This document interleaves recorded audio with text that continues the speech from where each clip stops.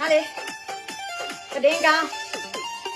ကောင်းနည်းနည်းပြမယ်အောင်စမဆိုင်ကွာဒီမမိုးအများချမ်းပေးကြပါရှင်မမိုးကလေ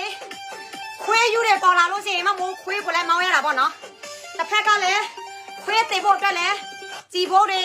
RPG တွေမမိုးလူခံရသေးတယ်အောင်မလေးနော်တောင်ဝါခုနဲ့များလာတယ်အရင်တော့ဆိုရင်ခွေးသားဖို့ပဲလူခံတယ်အခုကျတော့ခွေးယူနေတာများတော့အဖွဲ့ကိုလည်းမောင်းရတာပေါ့နော်ခွေးယူသမတယူအာနာယူကိုမကြိုက်ဘူးစမပဲဒီသမတယူအာနာယူရတဲ့ပေါ်လာတယ်ဘယ်အဖွဲ့ပဲပေါ်လာအကလုံးမောင်းထောက်ရမယ်ဒီတို့နော်အဲ့ဒီခွေးယူသမတယူတွေကနော်ပမာလူမျိုးဖြစ်မလားတဝဲလူမျိုးဖြစ်မလားရခိုင်လူမျိုးဖြစ်မလားကရင်လူမျိုးဖြစ်မလားခွေးယူသမတယူနေရယူလောဘယူဖြစ်လို့စရင်တော့အကလုံးမောင်းရမှာပဲနော်အဲ့တော့ပြောထားမယ်ကရင်လူမျိုးတွေမမိုးကိုတချို့မှာပေါ့နော်မမိုးကနေသားများကိုဆဲတယ်နေသားများကသူကကရင်ပေါ့နော်ကရင်ဖြစ်တဲ့အတွက်ကြောင့်ငါကရင်မတယောက်နေနဲ့ဘာဖြစ်လို့ကရင်ကောင်းဆောင်နေသားများကိုဆဲရတာလဲတဲ့နေရကရင်သွေးတစ်စက်မှမရှိဘူးတဲ့နေရကရင်မစစ်မဟုတ်ဘူးတဲ့မမိုးသားကရင်မမရှိလို့စေပေါ့နော်ကရင်စစ်သားတွေကရင်ဖတ်တီးတွေခွေးမသားနေသားများတွေငါ့ကိုလိန်စားလို့ရမှာမဟုတ်ဘူးငါကရင်စစ်ဖြစ်တဲ့အတွက်ကြောင့်နော်ကရင်စစ်သားတွေကရင်ဖတ်တီးတွေဘယ်အဖွဲ့မဆိုငါလိန်စားလို့ရတယ်လေငါကရင်စစ်ဖြစ်တဲ့အတွက်ကြောင့်ငါကရင်စစ်သားကြောင့်ငါအလိန်ခံရတယ်ဒါပေမဲ့ငါကတခြားလူမျိုးတခြားနေရဟိုအညာမှာမမိုးပြန်တော့ထပ်ပတ်ပေးတဲ့အချိန်မှာဘယ်အဖွဲ့မမိုးကိုမလိန်ဘူးမမိုးကရင်မတယောက်နေနဲ့တခြားလူမျိုးကိုပြန်တော့ထပ်ပတ်ပေးတဲ့အချိန်မှာအဲ့ဒီအဖွဲ့တွေအလုံးငါတခါမှမလိန်ဘူးငါကိုလိန်ဖူးတဲ့အဖွဲ့အစည်းငါကိုလိန်ဖူးတဲ့လူမျိုးဒီကရင်လူမျိုးပဲနော်ငါရဲ့ကိုပိုင်ငွေလားငါရဲ့မြန်မာပြည်သူလူထုမြန်မာပြည်သူပြည်သားတိုင်းရင်းသားရဲ့ငွေကိုလိန်စားဖူးတဲ့အဖွဲ့အစည်းဒီကရင်အဖွဲ့အစည်းနဲ့ကရင်စစ်သားတွေကရင်လူမျိုးတွေပါပဲရှင်အဲ့ဒါငါကရင်မစစ်နော်ကရင်စစ်လားမစစ်လားဆိုတာငါရသွေးလာပြီးတော့စစ်ကြည့်လို့ရတယ်โอเคနော်ငါရဲ့ဖိုးဘွားကစားငါအဖိုးတော်ကဆိုရင်ကရင်စစ်သားဖြစ်တယ်နော်ငါရဲ့အမျိုးလည်းအခုထိလည်းတချို့မှာကရင်စစ်သားဖြစ်တဲ့အဖွဲ့အစည်းပေါင်းများစွာပဲအခုလည်းငါရဲ့အမျိုးထဲမှာကရင်စစ်သားဖြစ်တဲ့လူတွေလည်းအများကြီးပဲရှိတယ်နော် PC မှာလည်းရှိတယ် KNU မှာလည်းရှိတယ်အများကြီးပဲအခုထိပဲနော်ငါကရင်မစစ်ငါရဲ့အမျိုးတွေဆိုရင်ကရင်စစ်သားအသက်ပဲအဲ့ဒါငါပြောလို့ရဲတယ်ကရင်မစစ်တဲ့အတွက်ကြောင့်ကရင်စစ်သားတွေရဲ့လိန်ညာမှုကိုငါခံရတယ်ငါပြောပြီးလေငါတော်လိုင်းရေးဆောက်လောက်တဲ့အချိန်မှာငါထပ်ပတ်ပေးတဲ့ပြည်နယ်ကကရင်ပြည်နယ်နော်ငါပထမဦးဆုံးထပ်ပတ်ပေးတဲ့အဖွဲ့အစည်းဒီကရင်အဖွဲ့အစည်းဖြစ်တယ်အဲကြောင့်ငါကကရင်မစစ်ဘူးဆိုရင်ငါဘာဖြစ်လို့ကရင်စစ်သားတွေထပ်ပတ်ပေးရမလဲငါဘာဖြစ်လို့ကရင်ပြည်နယ်ကိုထပ်ပတ်ပေးရမလဲငါဘာဖြစ်လို့နော်ဒီကရင်လက်နက်ကင်ဖာကောင်းနေနဲ့ငါအလင်ခံရမလဲဘငွေ300နဲ့နော်ဘငွေ300နဲ့မကဘူးနော်300နဲ့ချီပြီးတော့အလင်ခံရတာအများဆုံးကခွေးမသားနဲ့ဒါများငါလိန်လိုက်တာနော်အေးပြီးတော့အော်နေလက်ခံတဲ့ငွေကနင်ကကိုပိုင်ငွေဘယ်နှပြပါလဲငါရကိုပိုင်ငွေလတ်စာလဲပါတလို့ငါရဘန်ထဲမှာစီးတဲ့ပတ်ငွေ3တန်း4တန်းတဲ့ကောင်းငါရောင်းရတဲ့မြေငွေနဲ့အမြေငွေလဲကောင်းအဲ့ဒါထောက်ပံ့ပလိုက်တဲ့ငွေအများဆုံးကကရင်ပြည်နယ်ပဲအဲ့ဒါနေတော့တစ်ဖက်ပိတ်သိဖို့နော်ဒီမမိုးရအကြောင်းကိုမသိလို့စင်လက်လာပါโอเคနော်ခွေးမသားတွေအစွန်ကြတစ်ဖက်ပိတ်ပြီးလက်လာမှုမရှိစမတတ်ပြင်မတတ်ဘာမှမဘူးဘုမသိပဲနဲ့ငါအမန်တရားတွေဆဲလိုက်လို့ပြောလိုက်လို့ကရင်ကိုလာမထိနဲ့အဲ့ဒီစကားတခုနဲ့နော်ပြောထားမယ်မင်းတို့အာနာယူမှန်သမျှအဲ့ဒီအာနာယူကပမာဖြစ်မလားကရင်ဖြစ်မလားရခိုင်ဖြစ်မလားမွန်ဖြစ်မလားအာနာယူဖြစ်လို့စရင်ငါတို့ပြည်သူတွေလောင်းဝအလိုမရှိဘူးပြောမယ်နော်ကရင်ပြည်နယ်ကိုထိချင်တယ်လို့ထိမယ်ပြောနေတဲ့စကိုင်းမှုလဲနောက်တစ်ခါပြန်တော့နားထောင်ကရင်ပြည်နယ်ကိုလာပြီးတော့မထိနဲ့ကရင်မြန်မာပြည်မှာမင်းတို့မနေချင်ဘူးဆိုရင်မင်းတို့ထွက်သွားခြေနှစ်ဖက်လက်နှစ်ဖက်နဲ့ပဲထွက်သွားနော်စပတ်တပြားနဲ့လီတစ်ချောင်းပဲထွက်သွားနော်အော်ခွဲထွက်မယ်ဒါပေမဲ့မြန်မာပြည်ကိုလာပြီးတော့ဗလဲမြန်မ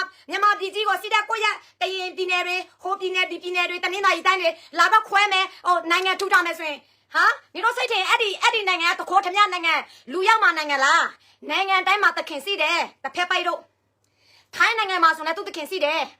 ်မြန်မာပြည်လည်းသူ့တခင်စီးတယ်မြန်မာပြည်ကသူ့တခင်စီးတဲ့အတွက်ကြောင့်ခွေးကိုမောင်းထုတ်နေတာလေမတွေ့ဘူးလားမဘတို့မြန်မာပြည်သူပြည်သားတွေ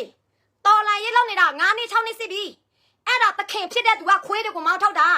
ာအာနာယူကိုမောင်းထုတ်တာအဲ့ဒီမြန်မာပြည်ကတခင်နဲ့ဒီဘသူတွေလဲတိုင်းရင်သားအားလုံးပဲရခိုင်လည်းတခင်ဖြစ်တယ်ကရင်လည်းတခင်ဖြစ်တယ်ပမာလည်းတခင်ဖြစ်တယ်တိုင်းရင်သားအားလုံးအဲ့ဒီမြန်မာပြည်ကြီးရဲ့တခင်နိုင်ငံသူနိုင်ငံသားဖြစ်တယ်နော်အဲ့ကြောင့်အဲ့ဒီမြန်မာပြည်ကြီးကိုလောက်ချင်တယ်လို့လောက်တဲ့အာနာယူမင်းအောင်လိုက်ပဲဖြစ်နေဒါမှနဲ့ဒါမြပဲဖြစ်ဘယ်သူပဲမဆိုလာပြီးတော့ရောက်มาလို့စရင်အောက်6ကျင်တယ်လို့အောက်6မယ်ထူထောင်ကျင်တယ်လို့ထူထောင်မယ်တမတဖြစ်ချင်တယ်လို့ဖြစ်မယ်ဘယ်သူမှမရွေးချယ်ဘယ်သူမှမထောက်ခံပဲနဲ့ဘယ်သူမှနေရာမပေးပဲနဲ့ဖြစ်ချင်တယ်လို့လောက်မယ်ဆိုလောက်ချင်တယ်လို့လောက်မယ်ဆိုပေါ့နော် ဘယ်တခင်မှမပေးဘူးစင်တခင်စိတ်မမွေးပဲနဲ့ခေါင်းဆောင်ပိသားတဲ့ခေါင်းပိသားတဲ့ခေါင်းဆောင်တရားမဖြစ်ပဲနဲ့တာဝန်ယူမှုတာဝန်ခံမှုစစ်တဲ့ခေါင်းဆောင်တရားမဖြစ်ပဲနဲ့နော်ခွေးယူပလင်ယူအာနာယူလိုမျိုးလာတော့အောက်ချုပ်မယ်လောက်စင်လောက်မယ်ဆိုရင်ဘယ်ပြည်သူလူထုဘယ်တိုင်းသားမှလက်မခံဘူးစင်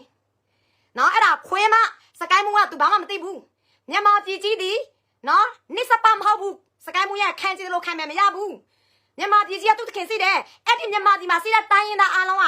နော်သူတို့ရဲ့နယ်မြေတွေသူတို့တခင်စိတယ်ခွေးမရဲ့ကရင်ပြည်နယ်ကနေနဲ့နယ်တမ်းများနေရပဲပိုင်တာမဟုတ်ဘူးကရင်ပြည်နယ်ကနေတော့တစ်ဖက်ပိုက်ပဲပိုင်တာမဟုတ်ဘူးအဲ့ဒါသိကြလားတစ်ဖက်ပိုက်အစုံရတော့ဟာကျွတ်စပါတော့နေတော့အမြင်ကျင်းနဲ့နေတော့နေရာကျင်းနဲ့တော့နေရှင်လို့စင်နေတော့ပြင်မှာထွက်သွား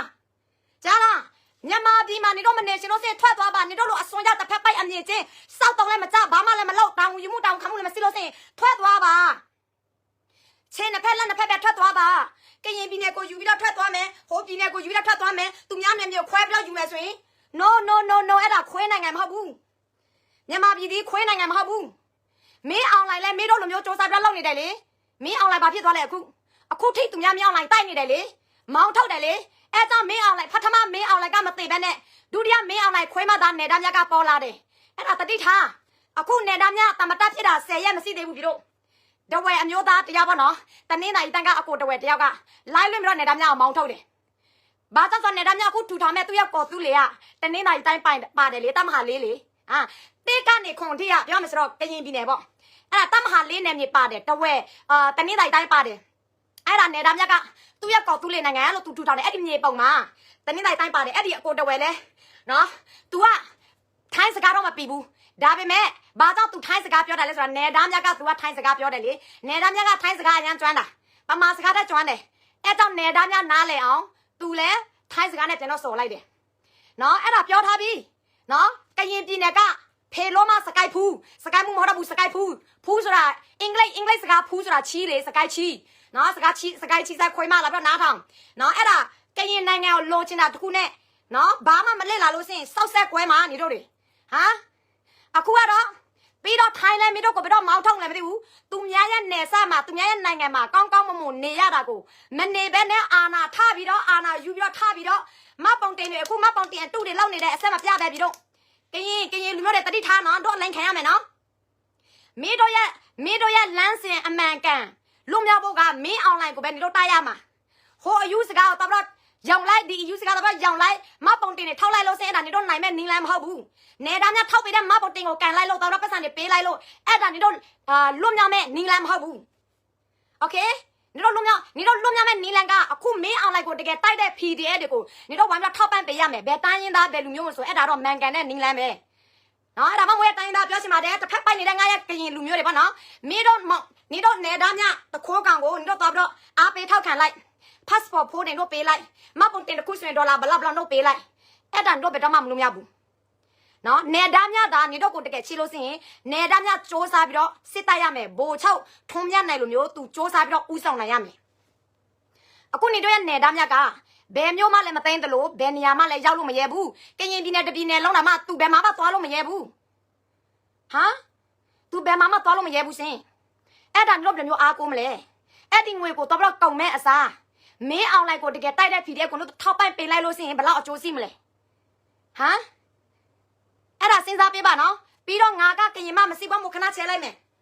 မမခဏချဲလိုက်မယ်မဘွားကရင်မမရှိဘူးတဲ့ဒီတို့ရေငါသာကရင်မမရှိလို့စရင်ငါအဲ့လောက်လည်းမခံရဘူးတင်တယ်နော်ငါကရင်စစ်လိုက်လို့ကရင်မစစ်ဖြစ်လိုက်လို့ကရင်ကိုယုံကြည်မိလိုက်လို့ကရင်ကိုချစ်မိလိုက်လို့ကရင်အပေါ်သစ္စာစီလိုက်လို့ကိုပိုင်ငွေရောပြည်သူလူထုရဲ့ငွေရောဘာတန်ပေါင်းများစွာပါသွားတယ်ဒီကရင်ပြည်နယ်ကြောင့်နော်အဲ့ဒါနေတော့တစ်ဖက်ပိုက်အစုံရောက်တွေအမြင်ကျင်းတွေငါ့ကိုတကယ်မသိဘဲနဲ့ဖေလို့မစကိုင်းမှုခွေးစကားတွေပြောတာမအေလို့နေတာမြကလိန်ကတိပြောတဲ့လိန်ညာစကားတွေပြောတာညတို့တော့ယုံနော်နေတော့မယုံဘူးဆိုရင်လာပြီးတော့တောင်းကြည့်လိုက်နေတာမြစီမှာငါပတ်စံဘလောက်ပို့ဘူးလဲဆိုတာငါအကလုံး screenshot တွေရိုက်ထားတယ်သူ့အတန်တွေကလုံးစီတယ်ငါစီမှာနော်ငါတစ်ခါပို့လို့စိတ်တိုင်းနဲ့တိုင်းမဟုတ်ဘာအတန်နဲ့ငါပို့တာတစ်ခါအနည်းဆုံးဆိုရင်ဘာ9တိုင်းဘာ9တိုင်းအများဆုံးဆိုရင်ဘာ2တိုင်းဘာ3တိုင်းငါပို့တာသူ့စီမှာအဲ့ဒါကရင်မနော်ဘယ်ကရင်မဘယ်တစ်ဖိုက်ပိုက်မသူ့ကိုအဲ့လောက်ကူညီတာမရှိဘူးโอเคနော်ဖင်ခံဖူးလားလို့အဲ့ဆိုရင်နေ့အမေပြန်တော့မေးလိုက်လေနေ့အမေကဖတ်ထရမှာဖင်ခံဖူးလားလို့တော့မေးလိုက်ပေါ့ဖာကောင်းရဲ့နော်နေ့အမေလည်းဖင်ခံဖူးလို့ပေါ့နေ့ကိုမွေးလာတာနော်ငါဖြေပြီးပြီနေ့အမေပြန်တော့မေးပါနေဆိုတဲ့ခွေးသားဘယ်လိုမျိုးမွေးလာတာလဲနေ့အမေဖင်ခံလို့မဟုတ်လား နော်နင့်မရစစ်ခွေးနဲ့ဖင်ခံလို့မဟုတ်ဘူးလားနင်ကနင့်ကိုမွေးလာတာစစ်ခွေးနဲ့ဖင်ခံလို့ပေါ့နေဆိုတဲ့ခွေးမသားဖာစကားလည်းပြောတာလေဖာကောင်းနော်အဲ့ဒါနေရာနဲ့စစ်စစ်โอเคနော်ကရင်မစစ်လားမစစ်လားဆိုတာနော်ဒီကရင်မ9နှစ်အတွင်းမှာ2021ဘသူအတွက်လူခံပေးတာလဲ2022ဘယ်ပြည်နယ်အတွက်လူခံပေးတာလဲ2023ပြန်တော့လစ်လာနော်စာတပေတတဲ့အောက်နောက်စီးတဲ့ထမင်းစားတဲ့ဆိုရင်ပေါ့နော်ခွေးစိတ်မပေါက်ဘူးတလိုက်ဆန်စိတ်မပေါက်ဘူးအာနာယူစိတ်မရှိဘူးဆိုရင်ပြန်တော့လစ်လာလူစိတ်စီလို့ဆိုရင်လစ်လာမှုစီရမယ်အသိတရားစီလို့ဆိုရင်လစ်လာမှုစီရမယ်โอเคနော်အေးငါလဲ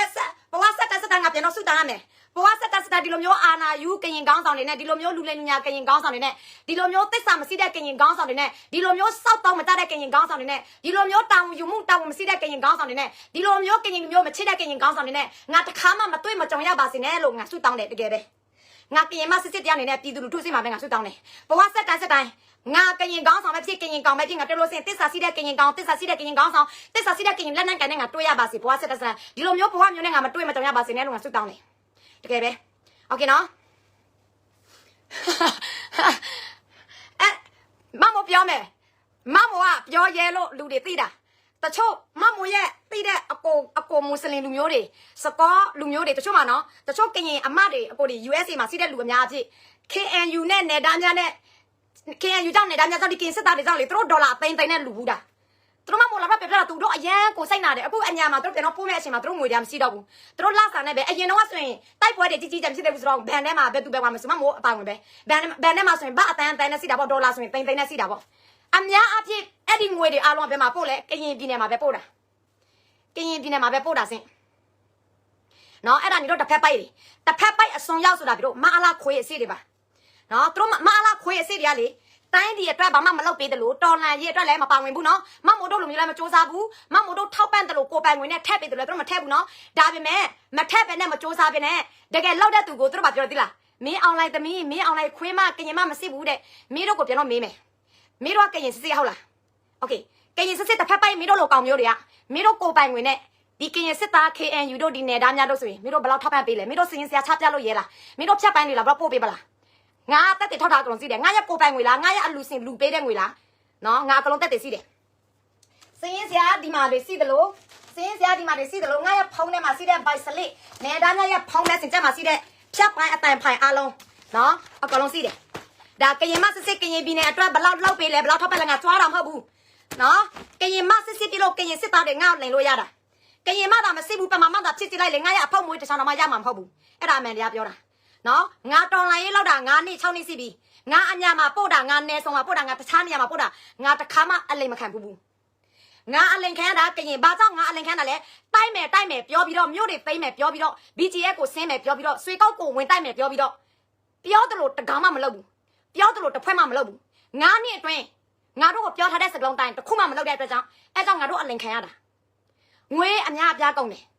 KNU တမဟာခွန်တစ်ခုပဲဆိုရင်ဘာစစ်တန်းKNU တမဟာကွန်တစ်ခုပဲဆိုရင်ဘာစစ်တန်းနေသားများဆိုရင်ဘာသိန်း400လောက်ရှိတယ်လောက်ပေးတာနေသားများဆိုရင်ဘာသိန်း400လောက်ရှိတယ်အများကြီးပဲပြီးတော့အများကြီးပဲပို့ပေးလိုက်တာသူနဲ့သူရဲ့တပည့်တွေပေါ့နော်သူရဲ့တပည့်ဆိုရင်လည်းပါပေးရတာသူကတော့အများဆုံးပဲနော်ဒါကရင်မโอเคနော်အဲ့ဒါမင်းတို့တစ်ဖက်ပိုက်တွေကငါကရင်မစစ်ဘူးကရင်သွေးမစစ်ဘူးဆိုရင်လေလာပါစာတတ်တဲ့ပေတတ်တဲ့ထမင်းစားတယ်ဆိုရင်လေလာပါနော်